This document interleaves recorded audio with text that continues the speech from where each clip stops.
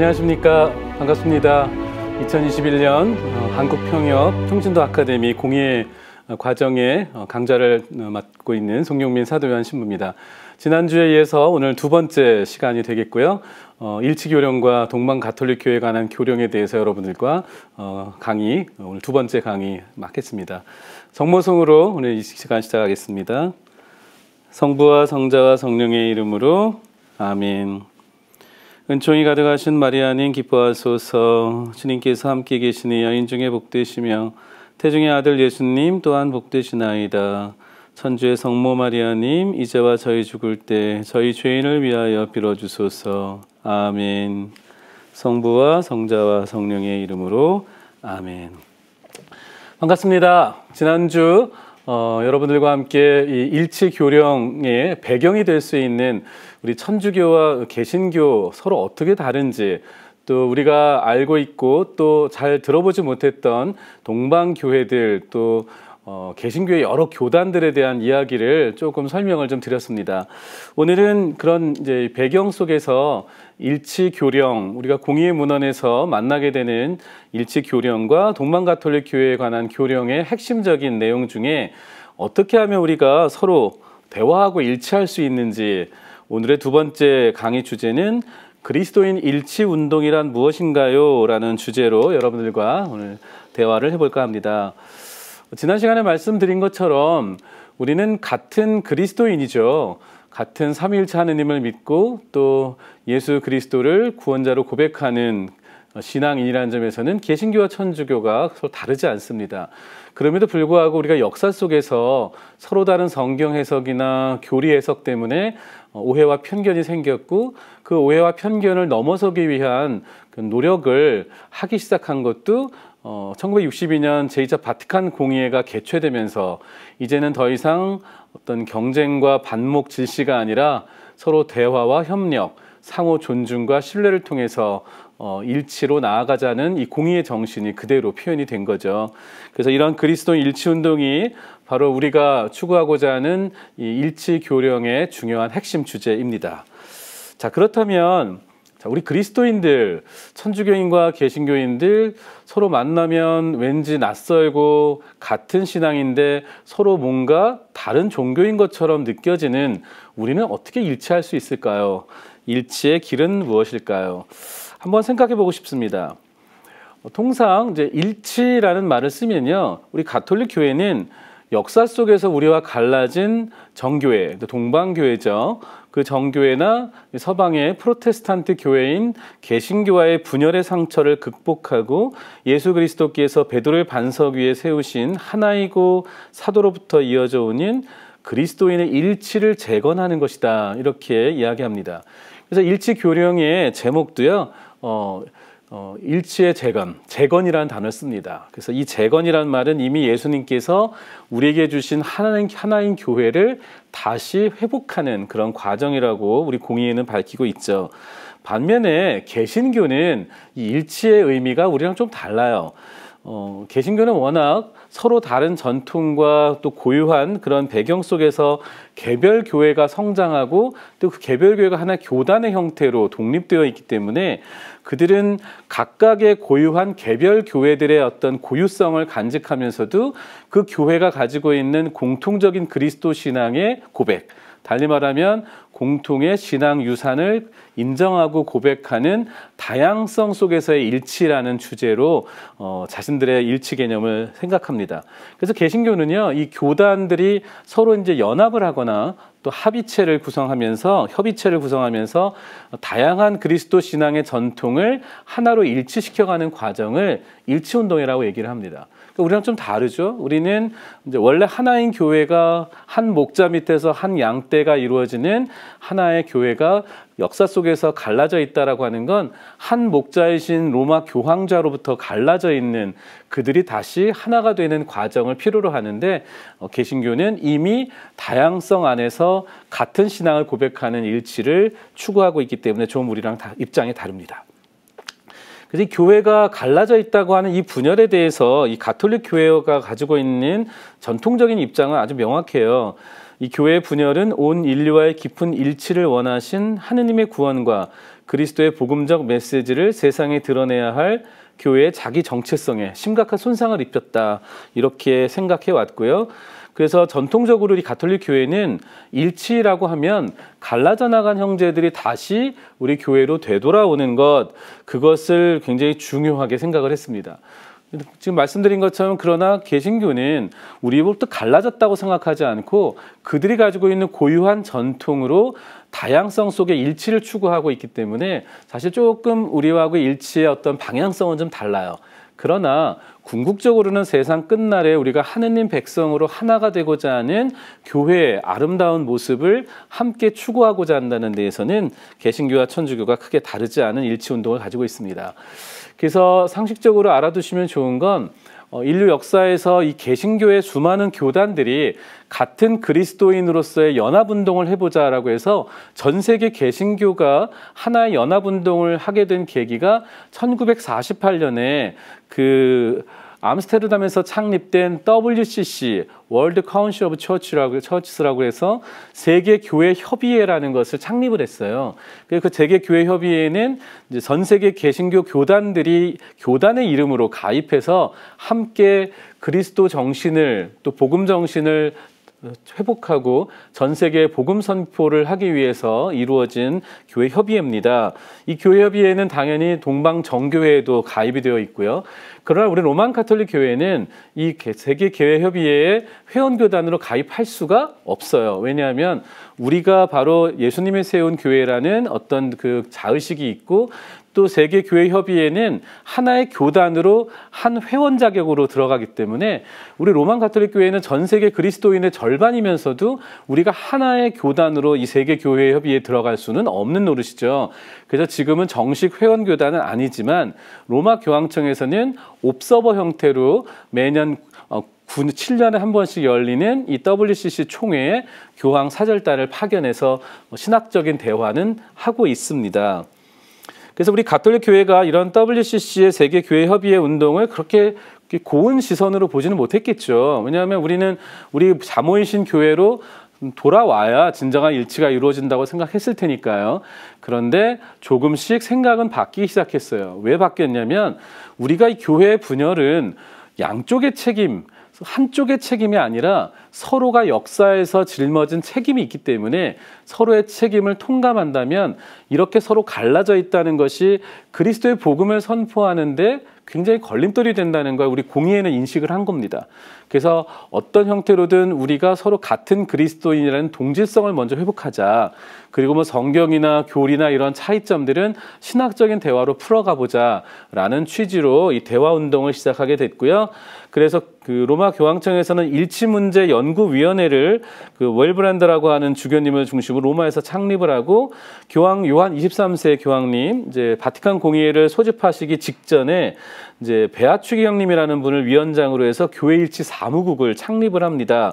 그래서 이 사무국이 교황청에서 이제 WCC 세계교회협의회가 이제 개신교 일치운동을 하고 있는 것에 좀 협력할 수 있는 하나의 노력을 이제 1961년에 인도 뉴델리에서 열린 3차 총회에서 옵서버 자격으로 참석을 하기 시작했어요. 그래서 개신교의 일치운동에도 우리 로만 가톨릭 교회가 대화의 한 창구를 열게 된 것도 인도 뉴델리에서부터 시작이라고 보시면 됩니다.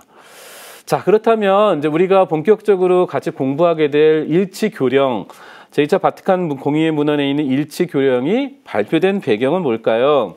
그 몇 가지 배경을 좀 보면 공의회를 개최하신 요한 23세 교황님은 이미 당신의 교황좌에 오르시기 전에 이 동방교회의 교황 대사로 활동을 하셨어요. 그래서 개인적으로 동방교회에서 로마 교황님을 대신해서 활동을 하다 보니까 아, 이게 역사적으로 우리가 너무 많은 상처와 또 갈라져 있는 오해 때문에 같은 주님과 같은 하느님을 믿으면서도 서로 갈라져 있다는 현실이 하느님 보시기에도 참 부끄럽겠다 이런 생각을 하게 됐어요.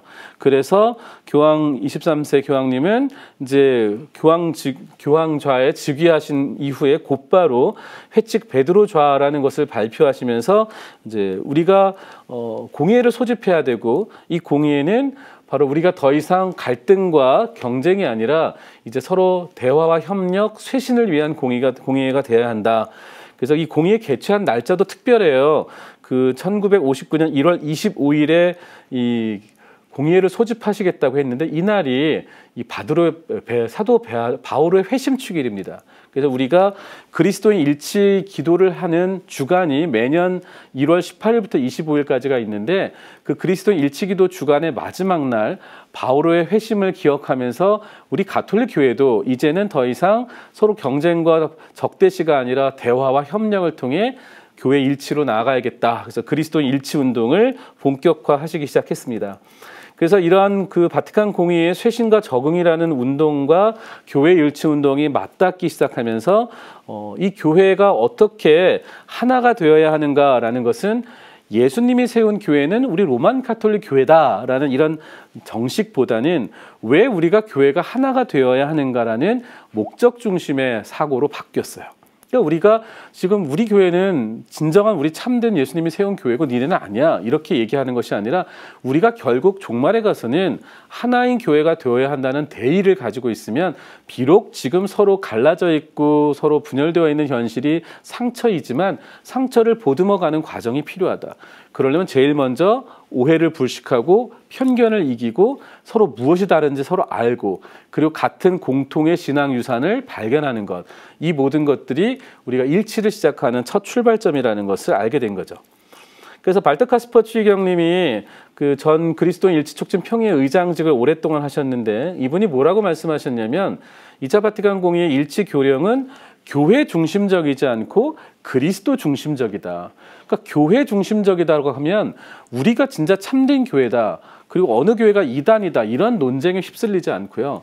그리스도 중심적으로 가면 우리가 예수 그리스도를 통해서 하나의 교회, 즉 하느님 백성 교회로 부름받았다라는 공동의 자의식이 생길 수 있다는 거죠. 그래서 어떻게 말씀을 하셨냐면 예수 그리스도께서 세우신 교회는 가톨릭 교회 안에 존재한다. 그래서 subsist in이라는 이 단어를 공의회 문헌에 씁니다. 이것은 예수 그리스도의 교회가 가톨릭 교회 안에서 구체적으로 실현된다는 뜻이에요. 그러나 가톨릭 교회 안에 존재한다는 표현은 과거에는 어떻게 사용했냐면요. 예수님이 세운 교회는 가톨릭 교회이다라고 동격으로 생각을 했어요. 그러니까 이다라고 하니까 우리 가톨릭 교회 이외에는 참된 예수님의 교회가 없는 거죠.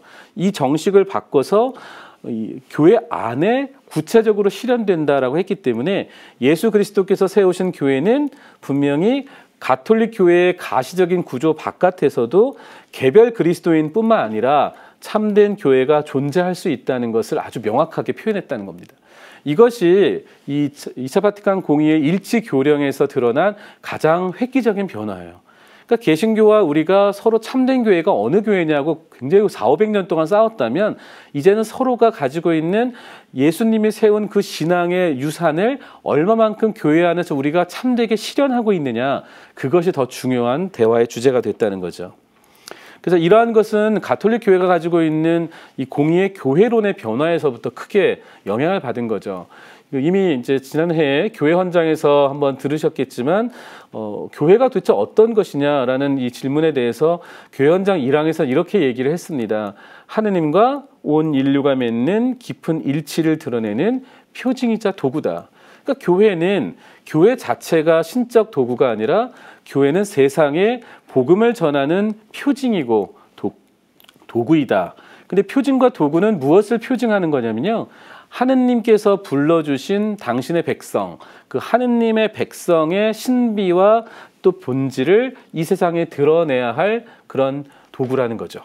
그래서 우리 가톨릭 교회는 세상 속에 파견된 교회고요. 또 하느님 백성으로 세상의 빛과 소금이 되어서 봉사하는 교회라는 아주 중요한 교회론의 변화가 이 공의에서 이루어진 겁니다. 그러면서 당연히 이 교회론의 변화는 이제 교회헌장 15항에 보면 왜 우리가 성령께서 이끄시는 대로 하나의 양떼 안에서 한 목자 밑에 평화롭게 일치되게 하는 열망과 활동이 필요한지를 강조하고 있어요. 그래서 이러한 그 일치의 열망들을 위해서 우리 교회의 모든 그리스도인이 정화와 쇄신을 할 수 있기를 권고하는 것이 교회헌장 15항에 나와 있습니다. 자, 이런 배경 속에서요, 이제 일치 교령이 이제 반포가 되게 되는데요. 그러기 위해서는 아까 말씀드렸던 교회 일치 사무국에서 칙서를 통해서 이 교회 일치 사무국에 공의에 관심을 표명을 하게 되고 일치의 재건이라는 이름으로 이제 교령의 초안이 작성이 되게 됩니다. 그리고 난 이 초안은 이제 그 동방교회에 관한 문헌 준비와 함께 교회헌장 11장에 나와 있는 기초적인 문장을 토대로 해서 초안이 막 작성이 되고요. 그리고 1962년 10월 22일에 이 일치 사무국이 공의회를 준비하는 분과위원회 하나로 승격되면서 비로소 교령을 작성할 수 있는 하나의 어떤 위원회가 된 겁니다. 그리고 1964년 11월 21일에 표결에 의해서 거의 만장일치로 이 일치 교령이 통과가 되게 되는데요. 일치 교령은 3장 24조항으로 아주 짧게 구성이 되어 있습니다. 그러나 이 짧지만 우리가 지금까지 이야기했던 이 교회 일치의 필요성, 또 각각의 교회에 대한 상호 신뢰와 존중, 또 우리가 지켜야 할 어떤 일치운동의 원칙들을 아주 잘 표현해낸 그런 교령이죠. 그래서 이 일치 교령은요, 우리 가톨릭 교회가 이제 이미 하나인 교회로 단일성을 유지하고 있었지만 역사 속에서 개신교와 갈라져 있었던 상처를 인정하고요. 그리고 말씀드린 대로 1948년에 창립된 세계교회협의회가 이제 전 세계 그리스도인의 일치 운동을 해 나가고 있는 과정에서 우리 로만 가톨릭 교회도 개신교와 함께 일치 운동을 함께 추진해 나가자는 일치 운동의 맥락 속에서 이제 시작이 됐습니다. 그리고 이제 요한 23세 교황님께서 가톨릭 교회의 쇄신과 일치를 가장 중요하게 생각하셨기 때문에 이 그리스도인의 일치가 이 공의의 문헌에서 중요한 교령으로 자리를 잡게 된 거죠. 자, 그렇다면 이 일치 운동에 관한 교령인 일치의 재건에는 어떤 내용이 담겨져 있을까요? 몇 가지 살펴보도록 하겠습니다. 먼저 이 서론에는요, 일치 교령을 왜 반포했는지에 대한 목적이 기술이 되어 있는데요. 뭐라고 써 있냐면 그리스도교 신자의 일치 재건이 공의의 중대한 목적 중에 하나이다, 이렇게 선언을 하고 있고요. 교회 일치가 선택이 아닌 모든 그리스도인들에게 부과된 의무이자 과제라는 점도 강조를 하셨습니다. 그리고 이런 일치운동은 가톨릭적 원칙과 이에 따라 전개되어야 할 필요가 있다라고 이제 교령에서는 설명을 하거든요. 이러한 서론의 내용은 일치 교령이 탄생되게 된 배경 속에서 함께 고민해야 될 가장 중요한 교회 일치 교령 1항에 나와 있습니다. 한번 읽어보겠습니다. 일치의 재건을 모든 그리스도인 가운데에서 촉진하려는 것이 제2차 바티칸 공의회의 중대한 목적의 하나이다. 주님이신 그리스도께서 세우신 교회는 하나이고 유일하다. 그러나 그리스도교의 많은 교파들이 사람들에게 저마다 자신을 예수 그리스도의 참된 상속자라고 내세우고 참으로 모든 이가 자신이 주님의 제자라고 공언하지만 그리스도 자신이 갈라지기라도 한 것처럼 서로 다른 생각을 하고 다른 길을 걷고 있다. 분명코 이러한 분열은 그리스도의 뜻에 명백히 어긋나며 세상에는 걸림돌이 되고 모든 사람에게 복음을 선포해야 할 지극히 거룩한 대의를 손상시키고 있다. 이 1항에 나와 있는 이 말씀이요, 이 일치 교령이 탄생하게 된 가장 중요한 배경입니다. 사실 예수님이 세우신 교회는 유일하고 단일합니다. 절대로 베드로의 반석 위에 세운 교회가 갈라지지 않아요. 왜냐하면 예수님의 교회는 하느님 백성의 교회이기 때문에 그 교회가 갈라질 수 없어요. 그러면 역사 속에서 갈라진 건 누구냐면 예수님이 세운 교회가 갈라진 게 아니라 바로 우리 그리스도인들이 갈라진 거죠. 그래서 마치 그리스도인들이 갈라져서 자신들의 교회가 참된 교회라고 서로 싸우면서 그리스도의 대의를 손상시키고 복음의 힘을 손상시켰다는 것이 우리가 왜 일치운동을 시작해야 되는지를 설명하는 첫 항의 중요한 과제입니다. 그리고 두 번째 2항부터 4항까지는 그럼 일치운동을 어떻게 해야 하는가에 대한 그 원천에 대한 이야기가 나오는데요. 2항에는 교회 일치와 단일성을 하느님의 사랑이신 예수 그리스도를 통한 구원 역사 안에서 발견합니다. 그러니까 우리가 가지고 있는 일치는 하느님께서 예수님을 통해서 인류에게 보여준 사랑에 근거하기 때문에 그 사랑의 단일성은 결코 훼손되거나 갈라질 수 없다는 거죠. 그래서 그 요한복음 17장 21절에 나와 있는 예수님께서 대사제의 기도를 바치시죠. 당신을 아버지께 온전히 바치시는 십자가 희생제사 앞에서 이 모든 사람들이 주님 당신과 내가 하나이듯이 그들도 하나가 되게 해주십시오라고 기도를 하십니다. 이것은 당신께서 십자가에서 바치실 성체성사를 통해서 이루시는 어떤 이 신약의 백성들이 참된 일치를 이룰 수 있는 성령의 인도가 필요하다는 고백이세요. 성령께서 아버지와 아들의 일치를 이루시는 것처럼 우리가 모두 갈라져 있는 우리들이 하나가 되기를 바라는 간절한 예수님의 기도가 우리 일치운동의 원천이라고 하는 거죠. 그런 이러한 일치는 당연히 성령께서 이끌어 주시는 겁니다. 예수님의 12사도를 통해서 그리스도의 복음이 선포되고 베드로를 머리로 하는 사도들의 후계자인 오늘날의 주교들의 복음 선포와 성사 집전을 통해서 우리 교회의 파견 사명이 계속 증거가 되고요. 우리는 그러한 힘으로 궁극적 일치를 향해 순례 여정에 나서게 되는 겁니다. 그러니까 교회는 지금의 우리 교회가 하나인 교회이지만 역사 속에서 이런 그리스도인의 분열의 상처를 갖고 있지만 그러나 하느님께서는 우리 인류를 사랑하고자 하시는 그 사랑을 한 번도 철회하신 적이 없은 거예요. 그래서 철회할 수 없는 그 사랑의 교회가 하느님 백성으로서 온전하게 예수님이 세운 한 양떼와 한 목자의 교회가 되는 그날까지 우리는 끊임없이 서로의 일치를 위해서 대화하고 협력하면서 마지막 종말에 이룰 하느님 백성의 완성을 향해 순례하는 교회라는 것을 중요하게 생각하는 겁니다. 그래서 일치 운동이라고 할 때요. 일치 운동은 무브먼트입니다. 무브먼트란 지금도 현재 진행형이라는 거예요. 개신교와 천주교가 갑자기 하나가 되지 않아요. 우리는 각기 고유한 전통을 가지고 있지만 서로 참된 교회의 하나인 교회를 위해서 서로 대화하면서 언제가 될지는 모르지만 성령께서 이끄시는 그 마지막 때에 하느님의 한 백성으로 일치될 그날을 위해 순례하는 교회라는 것을 기억하는 거죠.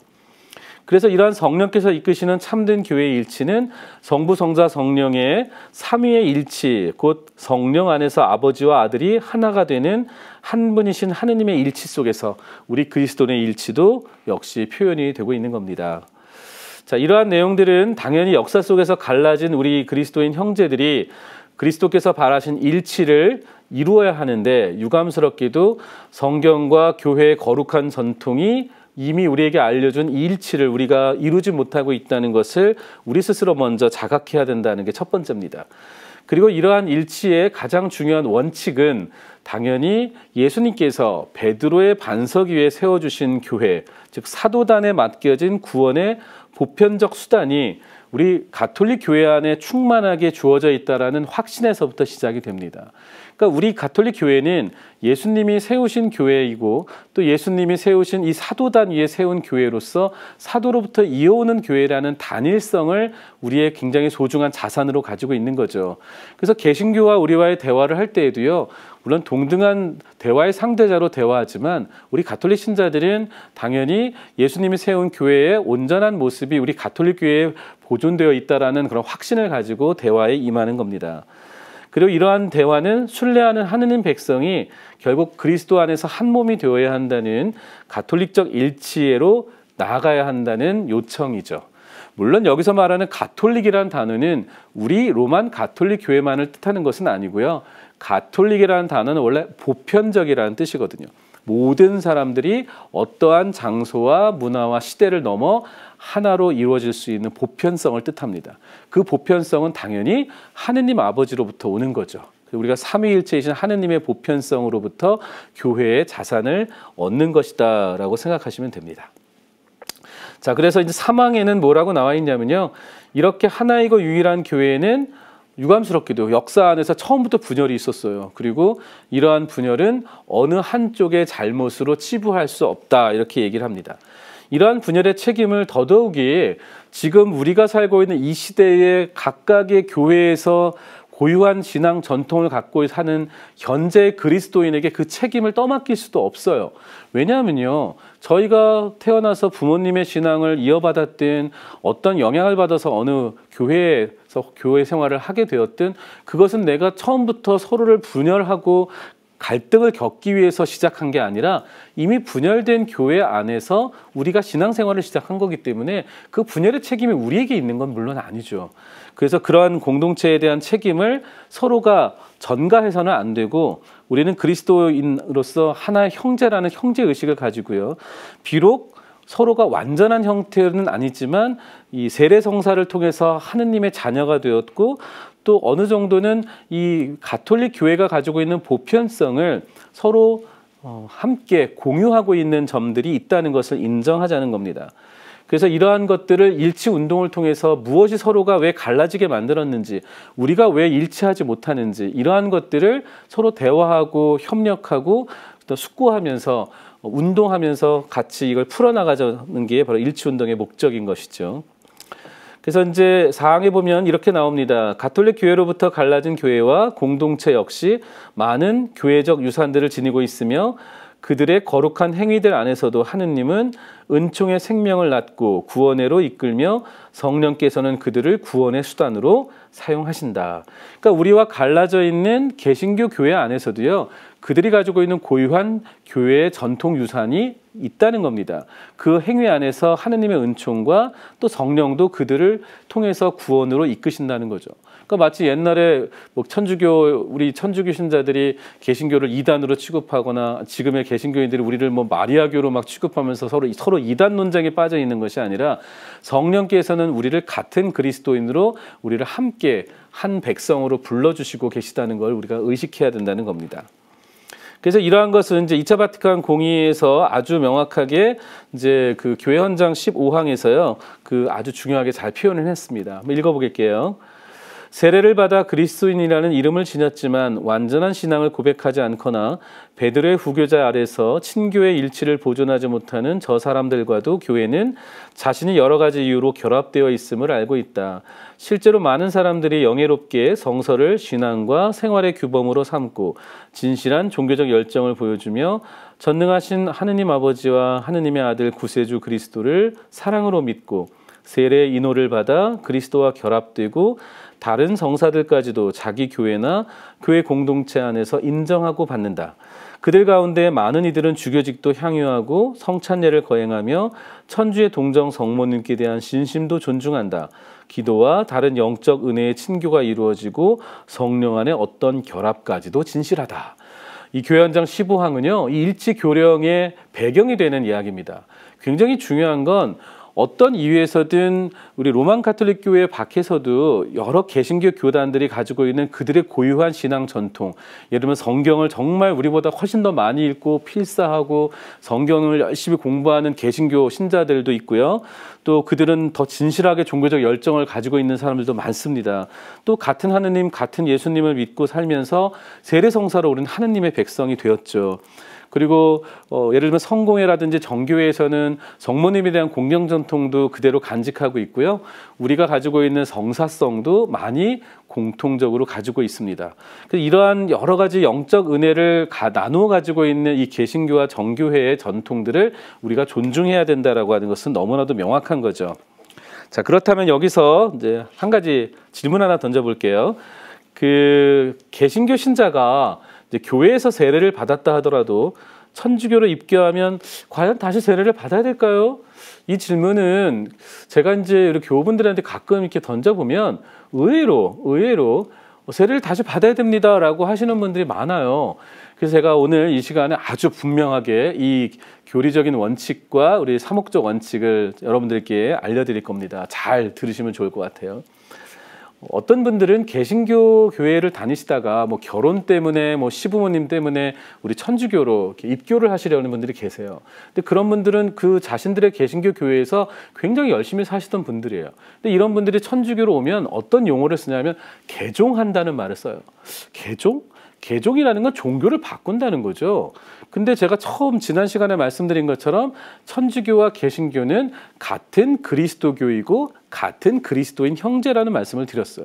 그러니까 엄밀하게 따지면 천주교인이 개신교인이 되거나 개신교인이 천주교인이 되는 건 개종이라는 말을 쓰는 건 맞지 않죠. 그럼 다른 말을 써야겠죠? 그럼 어떻게 쓸까요? 저도 참 고민인데요. 뭐 회심이라고 할 수도 있고 아니면은 마음을 바꿨으니까 뭐 교회에 대한 마음을 바꿔서 새로 입교를 했다라고 말할 수도 있고요. 어쨌든 중요한 건 천주교와 개신교가 같은 그리스도인이기 때문에 그리스도인의 핵심은 하나의 세례로 묶여 있다는 거예요. 하나의 세례는 하느님, 성부, 성자, 성령의 이름으로 우리를 물로 씻겨주는 다시 태어나는 그런 성사이기 때문에요. 한 번 받은 세례는 완전하게 유효합니다. 그 유효한 세례를 개신교인이 천주교에 왔다고 해서 다시 세례를 받아서는 당연히 안 됩니다. 그런데 문제는 개신교인들 중에는 그렇게 생각하는 분들이 있어요. 나 천주교에 왔으니까 나 이제 천주교식으로 다시 세례받고 싶어요. 그런데 안 됩니다. 그래서 우리 가톨릭 교회는 지난 2012년에 이제 주교님들이 추계 정기총회에서 비가톨릭 그리스도 교파 세례 유효성에 관한 3억 지침을 새롭게 다시 재규정을 했어요. 물론 이전에도 3억 지침이 있었지만 더 분명하게 세례 성사는 그리스도인이라면 누구나 공통의 하느님의 자녀가 되는 유산이다라는 것을 명확하게 하기 위해서 또 신학적인 오류나 교리적인 오류를 피하기 위해서 다음과 같은 분명한 규정을 만들었어요. 누구나 성부와 성자와 성령이라는 삼위일체의 양식을 사용하면서 세례 지원자를 물로 씻는 예절이 집행되면 서로의 세례가 상호간에 유효하다. 중요한 겁니다. 성부, 성자, 성령의 이름으로, 그러니까 우리가 세례를 주지만 삼위 하느님께서 그를 하느님의 자녀로 부르시는 거예요. 그리고 순수한 물로 씻는 예절이 이루어졌다면 그 세례는 개신교 교단에서 받았든 천주교에서 받았든 다 유효해집니다. 그런데 그 유효성을 판단하는 몇 가지 기준들이 있어요. 왜냐하면 일부 개신교 교단들 중에는요, 명시적으로 세례성사를 거행하지 않는 곳도 있고요, 세례성사를 자신이 받았다고 느끼거나 확신하지 못하는 개신교인들도 적지 않아요. 그래서 분명한 원칙을 주교님들이 어떻게 정했냐면, 첫째는 성공회나 정교회에서 세례받았다면 그것은 분명합니다. 왜냐하면 성공회나 정교회는 우리와 세례 예식이 거의 동일해요. 그래서 이러한 그곳에서 세례받았다는 사실이 확인되면 그 세례는 그 자체로 유효하고요. 그 다음에 두 번째는 그 밖에 비가톨릭 그리스도 교파에서 세례, 다른 개신교 교회에서 세례를 받았다 하더라도 물로 씻는 예절, 세례성사의 진료에 해당되는 거고요. 천주 성삼의 이름으로 주는 형식이 확인될 수 있으면 그 세례는 유효하다. 근데 중요한 건 여기서 확인이 되어야 돼요. 확인이 되는 기준이 있는데요. 그것을 세 가지 중에 한 가지라도 채워지면 된다고 주교님들이 말씀하셨어요. 뭐냐면 세례 증명서가 그 개신교 교단에서 나눠졌거나, 혹은 세례 때 자신이 세례받는 사진이 있거나, 혹은 그 사람이 물로 씻는 세례를 받았다는 증언을 해줄 수 있는 증인이 있거나, 이 셋 중에 하나라도 조건이 채워지면 그 세례는 자체로 유효합니다. 그래서 여러분들이 이 규정을 되게 중요하게 생각하셔야 되는 건, 예비신자들 보통 이제 교리교사들이나 우리 본당 사목자분들도 가끔 헷갈리시는데, 개신교에서 이제 천주교로 오신 분들 이렇게 면담하다 보면은 개신교에서 오랫동안 신앙생활을 했어요. 그런데 다시 세례를 받아야 되나요? 이렇게 물어보면은 어떤 분들은 당연히 세례 다시 받아야죠, 이렇게 가르치는 분들이 계신데, 그 절대로 재세례 위험이 있기 때문에 그러면 안 됩니다. 그래서 항상 개신교 교회를 다니셨다 그러면은 면담 초기에 물어보셔야 돼요. 그럼 본인이 물로 씻고 성부, 성자, 성령의 이름으로 세례를 받으셨습니까? 라고 물어보셔야 돼요. 물어봤는데 네, 저 세례 받았어요. 그럼 세례를 받았다는 확인을 세례 문서나 세례 때 사진이나 누군가 가족이나 친척 중에 그것을 증언해 줄 사람만 있으면 그 세례는 유효합니다. 그런데 그것이 유효하지 않다면 조건부 세례를 주게 돼 있어요. 그래서 이 사람이 받은 세례가 유효하지 않다는 조건으로 똑같은 세례 예식은 거행은 할 수 있습니다. 그렇게 되면 교리 교육과 이제 보충 예식을 필요로 하고요. 조건부 세례를 주는 것이 원칙입니다. 그래서 보통은 이제 입교를 할 때, 가톨릭 교회로 입교를 할 때에는 입교에 필요한 이제 입문성사인 세례성사, 견진성사, 그다음에 성체성사를 받아야 되는데, 이런 경우에 입교를 할 때에는 이미 개신교에서 유효한 세례를 받으신 분들은 교리 고용부들 할 때도요, 우리 처음 신앙 입교해서 하느님은 누구십니까? 예수님은 누구? 이런 기초적인 교리를 처음부터 받는 것은 좀 문제가 있고요. 개신교에서 이미 세례를 받으신 분들은 이미 기본적인 신앙 교리는 알고 계시기 때문에 가톨릭 교회 입문에 필요한 성체성사나 고해성사와 같은 가톨릭의 전통적인 성사론, 혹은 성모님 공경이나 이런 우리 가톨릭만의 고유한 어떤 전례와 같은 것들을 집중적으로 교육을 받고, 그 다음에 세례 예식에는 참여하지만 입교의 예식은 다 하되 물로 씻는 수세 예식만 하지 않으면 돼요. 그래서 다른 세례명을 받는다든가 이런 입교 절차는 하되 대신 물로 씻는 예절만 하지 않고요. 대신에 성인 입교 예식서에 보면은 그런 예식이 다 끝난 다음에 개신교에서 천주교로 입교하는 분들을 위한 이른바 일치 예식이라는 항목이 있어요. 그래서 일치 예식을 그 교우들 앞에 와서 니케아 콘스탄티노플리스 신경을 외우는 것으로 이제 가톨릭 교회와의 완전한 일치를 선언하는 예식이 있습니다. 그래서 대부분 이 일치 예식을 우리 사목자들도 잘 모르시고 일선 그 교리교사들도 잘 몰라서 그냥 넘어가시는 경우가 있는데, 이것은 꼭 기억하시고 지켜주시는 것이 개신교와 우리 천주교의 세례가 같이 유효하다는 것을 인정할 수 있는 아주 중요한 과정입니다. 자, 4항에는 이제 중요한 일치운동이라는 것이 뭔지에 대한 설명이 있는데요. 일치운동은 교회의 여러 가지 필요와 시대 요청에 따라 그리스도인들의 일치를 증진하도록 일으키고 조직하는 활동과 사업으로 이해한다, 이렇게 되어 있습니다. 그러니까 일치를 증진하고 이걸 조직하는 활동과 사업이니까요. 그에 따라서는 총 4가지가 언급이 되어 있는데요. 첫째는요, 갈라진 형제들의 상황을 공정하고 진실하게 반영하지 못하여 그들과 상호관계를 더욱 어렵게 만드는 말과 판단과 행동을 삼가하는 모든 노력입니다. 그러니까 우리가 잘못된 오해를 가지고 있었다면 그 오해와 편견을 내리는 것이 첫 번째 일치운동의 시작이고요. 두 번째는 여러 교회나 공동체의 그리스도인들이 신앙심으로 조직한 모임에서 적절한 지식을 갖춘 전문가들이 각각 자기 교파의 교리를 깊이 설명하고 그 특성을 분명하게 제시하는 대화를 말한다. 여기서 말하는 대화는 이른바 신학적인 대화예요. 그래서 신자분들이 좀 조심하셔야 될 거는 개신교 신자들과 만났을 때 대부분 이제 교리 논쟁을 하시거든요. 너네는 왜 마리아를 믿어? 왜 신부님이 죄를 용서해 줄 수 있어? 막 이런 교리적인 질문을 던지는 개신교인들을 만날 때는요, 그들과 교리적인 대화는 사실 평신도 교우분들이 충분히 그것에 대해서 설명할 수 있는 전문 지식이 있지 않은 한 하지 않는 게 좋습니다. 왜냐하면 교리 논쟁은 논쟁이 되지 결코 일치가 되지 않거든요. 그래서 이런 전문 분야에 대한 이런 교리적인 대화는 전문 신학자들의 몫이에요.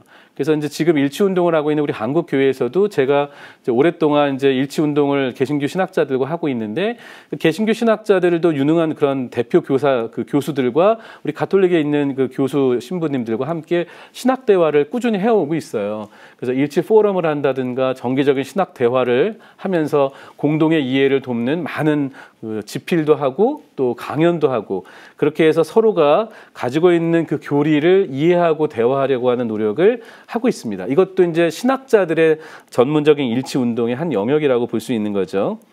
그럼 우리 평신도분들은 어떻게 일치운동을 해야 될까요? 그건 3번째 항목에 나옵니다. 모든 그리스도인의 양심이 요구하는 대로 공동선을 위한 온갖 일에서 그 교파들이 더욱 폭넓게 협력하고 추구하는 겁니다. 자, 이거 되게 중요한데요. 모든 그리스도인들은 하나로 묶일 수 있는 건 그리스도의 복음과 이웃사랑을 실천한다는 데에서는 어떤 교파도 서로 다르지 않아요. 같은 그리스도인의 삶은 사랑을 전하고 복음을 전하는 공동선을 위해서 협력하게 되어 있습니다. 이 공동선이라는 건 하느님의 창조 질서를 보존하기 위한 생태계 회심의 운동, 정의평화운동이라든가 요즘 굉장히 우리 사회에서 이루어지는 사회복지라든가 우리가 얼마든지 그리스도인으로 함께 일할 수 있는, 연대할 수 있는 게 정말 많거든요. 그러한 것들은 우리가 개신교 천주교를 만무하고 그 서로 함께 협력하고 대화할 수 있는 활동이라고 볼 수가 있겠습니다. 그 다음에 이제 가장 중요한 거는요, 우리가 같은 그리스도인이라면 당연히 한 분이신 하느님께 기도할 수 있죠. 그래서 가능한 곳에서 함께 모여 한 마음으로 기도를 바치는 것, 그 기도를 바치는 것이 우리가 같은 그리스도인이라고 하는 가장 중요한 원칙입니다. 그래서 제가 가끔 교우분들한테 설명을 드리는데요, 누가 막 성경 피고 교리 가지고 논쟁을 하면요, 거기에 막 이렇게 쓸데없이 우리가 알지 못하는 거에서 막 분노하고 막 화내고 또 쓸데없는 설명하는 것보다는 딱 이렇게 말씀하시면 좋아요. 형제님, 자매님, 그냥 우리 그 얘기 하지 말고요, 형제님께서 예수님 만나서 하느님 만나서 어떻게 변화하고 회심했는지 이야기를 해주세요. 신앙 어떻게 갖게 됐고 그것을 통해서 내 삶이 어떻게 변화됐는지 그 체험을 나눠주세요라고 하면 체험 이야기를 하잖아요. 그럼 그 체험 이야기는요, 우리가 예수님 만나서 교회 안에서 체험한 것과 다르지 않아요. 그게 진정한 일치의 대화에 우리 평신도분들이 하실 수 있는 겁니다. 그래서 꼭 기억하실 건 교리 논쟁이 아니라 우리 삶의 체험을 이야기 나누면 우리 그리스도인들은 서로 얼마든지 대화할 수 있다는 겁니다. 그리고 같이 기도해 보세요. 그래서 같이 기도할 수 있는 건 기도의 내용과 형태는 뭐 서로가 마음이 다를 수 있지만 그러나 한 분이신 하느님께 우리가 함께 기도하는 데에는 절대 다르지 않습니다. 그 마음으로 우리가 일치운동을 추진해 나가야 할 겁니다. 그래서 이제 네 가지를 좀 정리해 드리면 우리가 서로 간에 갖고 있는 오해와 편견을 극복하는 게 첫 번째고요. 그리고 교리와 신학적인 논쟁은 전문 신학자들의 대화에 맡겨주고요. 또 모두가 하느님 사랑과 이웃 사랑을 위해서 공동선에 협력해야 할 그리스도인의 활동을 같이 하고요. 그리고 영적으로 함께 기도하는 것 중요합니다. 특히 영적 일치운동에서는 매년 1월 18일부터 25일까지가 전 세계 그리스도인들이 함께 기도하는 그리스도인 일치기도 주간을 보내요. 그 기간 동안에는 로마 교황청과 세계교회협의회가 그 해에 함께 기도해야 할 주제를 정해서 전 세계 교회에 그 기도 주제와 기도문과 공동 말씀의 전례 예절까지 다 보내줘요. 그래서 우리 각 본당에 사목하는 신부님들도요, 매년 1월 달이 되면 그리스도인 일치기도 주간에 포스터와 기도문과 여러 가지 행사 자료들을 다 본당마다 보내드립니다. 근데 사실 안타깝게도 우리 본당 신부님들이 너무 경무에 시달리다 보시니까 그러한 일치운동에 대한 관심이 좀 상대적으로 줄어서 일치기도 주간에 그러한 것을 잘 활용하지 못하셔요. 그게 저도 이제 일치운동 오랫동안 하면서 되게 안타깝다고 생각합니다. 혹시 이 방송을 보시는 우리 교우분들은 1월 18일부터 25일에 그리스도인 일치기도 주간이 있으면 그 주간에 전 세계 교회가 같이 바치는 그런 기도의 어떤 주제들을 한번 본당 신부님과 대화를 해보시면 좋을 것 같아요. 그 다음에 일치교령의 5항부터 12항까지는 일치운동을 어떻게 할 것인지에 대한 실천적인 내용이 있습니다. 공의회는 일치회복에 대한 그리스도인 일진의 관심을 촉구하고 6항에서는 진정한 교회 쇄신은 인간적인 제도들이 그리스도의 정신에 따라 늘 개혁될 필요가 있다. 이러한 쇄신의 요청은 일치운동을 추구하는 궁극적인 이유다. 이렇게 설명을 하고 있고요. 특히 이제 제가 말씀드린 대로 영적 일치운동을 위해서는 우리 마음에 잘못된 생각들을 접을 수 있는 마음의 회개가 필요하다. 자아 포기, 겸손, 온유한 봉사, 너그러운 형제를 가져야 된다. 그리고 그 갈라진 것을 누구에게 탓하기 이전에 우리가 일치의 원리이신 성령과 성부의 말씀에 깊이 일치하지 못했다는 불충실함을 고백하고 회개하는 내적 회심과 거룩한 삶을 살아가는 게 우리가 일치운동의 실천적인 방안이라고 할 수 있겠죠. 그리고 8항에서는 아까 말씀드린 대로 개신교와 우리가 같은 하나의 세례로 결합되어 있다는 것, 한 분이신 하느님을 같이 흠숭하고 우리의 죄를 용서해달라고 청하는 것은 당연한 거고요. 특별히 우리가 일치를 위해서 가톨릭 신자가 갈라진 형제들과 함께 기도하는 것은 허용될 뿐만 아니라 바람직한 일이다라고 일치교령에는 얘기 주고 있습니다. 한 가지 중요한 일치운동에서 이제 명심할 것 중에 하나는요. 아무리 일치운동이 좋지만 그렇다고 해서 전례 행위를 할 때 성사적 행위를 함부로 교류해서는 안 된다라고 선언하고 있습니다. 이 성사의 교류는 무분별하게 일어날 경우에는 자칫 이 일치운동의 본래 정신이 훼손될 수 있기 때문에 그래요. 그래서 이런 경우에는 거짓 평화주의나 절충주의 혹은 무분별주의가 있을 수도 있다는 거예요. 그러니까 서로 일치하기 위해선 우리가 가지고 있는 교회의 어떤 정통성이나 교회 정신을 우리가 중요하게 생각하지 않고 일치만을 강조하게 된다면 거짓 평화주의에 빠진다는 거죠. 그래서 전례 행위를 할 때 가장 중요한 두 가지 원칙이 있다면 첫째는 일치의 표현을 위해서 성사 교류가 남용되어서는 안 돼요. 예를 들면 개신교인들이 천주교에 와서 막 미사에 와서 성체 성사라고 막 받아서는 안 되고 사제에게 고해 성사를 막 할 수 있는 것도 아니에요. 그리고 성사 교류는 때에 따라서는 필요하다면 권장될 수 있지만 권장되는 것도 철저하게 교황님의 교황좌에서 사도좌와 주교님의 권한 한에서 무엇이 허용되고 허용되지 않는지를 규정하게 되어 있습니다. 그럼 여기서 한 가지 질문 하나 던져볼까요? 개신교 신자분이 천주교 미사에 참여해서 성체를 받아보실 수 있을까요? 아니면 천주교 신자가 개신교의 성만찬에 참여해도 될까요? 알쏭달쏭하시죠? 이게 되게 첨예한 문제이긴 한데요. 되게 힘든 문제지만 아주 간단하게 말씀드리면 성만찬이라고 하는 성찬례는요, 굉장히 중요하게 여겨지는 미사에서 이루어지는 성변화, 그것이 이제 우리가 종교개혁이 이루어지게 된 교회가 갈라진 이유잖아요. 우리는 사제의 축성에 의해서 성체성사가 실체 변화로 고백을 하지만 개신교는 그 안에 참된 그리스도의 살과 피가 현존한다고 믿지 않아요.